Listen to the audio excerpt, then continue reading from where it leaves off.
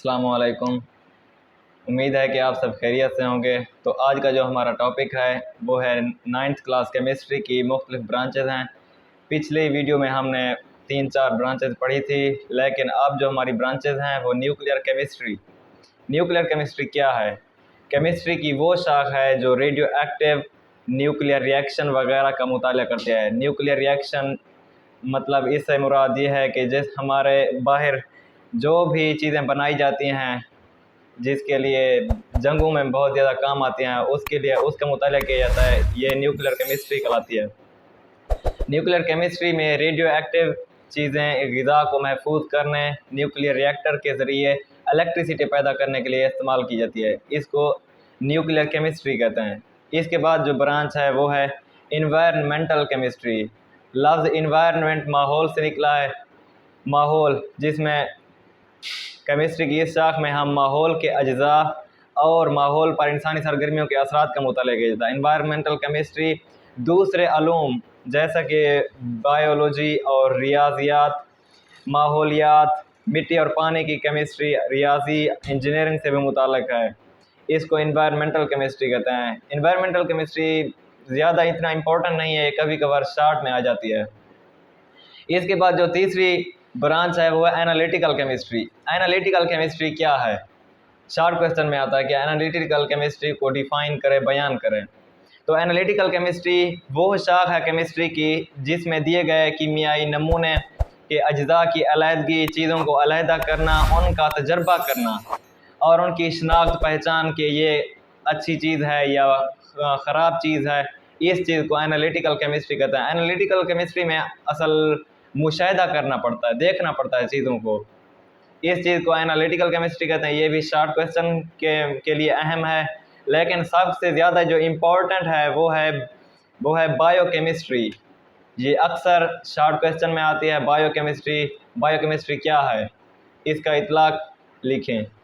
اس کے بعد ہے بنیادی تعریفیں، بیسک ڈیفینیشنز۔ مادہ، مادہ کیا ہے؟ مادہ اس چیز کو کہتے ہیں جو وزن رکھتی ہو اور جگہ گھیرتی ہو، اس چیز کو مادہ کہتے ہیں۔ مثال کے طور پر یہ ایک بک ہے، اس کا وزن بھی ہے اور جگہ بھی گھیرتی ہے، اس چیز کو مادہ کہتے ہیں۔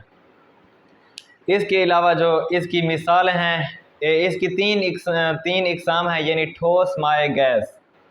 اس چیز کا مطالعہ بھی مادے میں کیا جاتا ہے۔ مادے کا وہ ٹکڑا جو اپنی خالص حالت میں پایا جائے وہ شے کہلاتا ہے، اور مادے کا وہ ٹکڑا جس میں بہت سی چیزوں کا مکسچر ہو، ہر شے کا ایک متعین ترکیب مخصوص خاص ہوتے ہیں، اور ناخالص شے کو مکسچر کہتے ہیں۔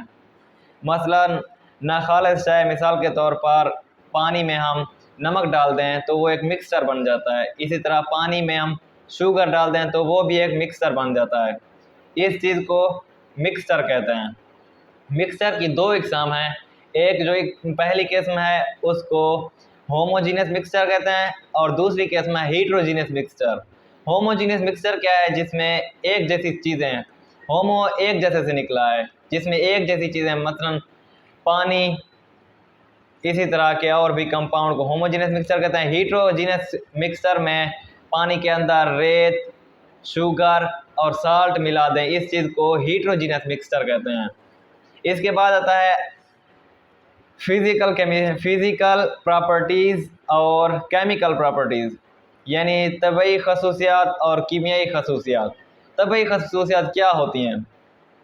ایسی خصوصیات جو مادے کی طبعی حالت سے متعلق ہوں، ان کو طبعی خصوصیات کہتے ہیں۔ مثال کے طور پر ان خصوصیات میں سے رنگ، ساخت پن، کرسٹل کی شکل، سالوبیلٹی وغیرہ اور ان کے میلٹنگ اور بوائلنگ پوائنٹ کا بیان کیا جاتا ہے، اس چیز کو ہم طبعی خصوصیات کہتے ہیں۔ اس کے بعد ہے کیمیکل پراپرٹیز، یعنی کیمیائی خصوصیات۔ کیمیائی خصوصیات کا انحصار شے کی ترتیب پر ہوتا ہے۔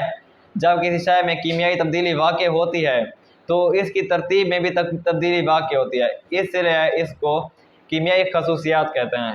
مثال کے طور پر پانی کا اجزاء میں تبدیل ہو جانا ایک کیمیائی تبدیلی ہے، اس میں ہائیڈروجن اور آکسیجن گیسز ہوتی ہیں۔ تمام مادے یا تو خالص اشیاء ہوتے ہیں یا پھر مکسچر ہوتے ہیں، اس چیز کو ہم کیمیائی خصوصیات کہتے ہیں۔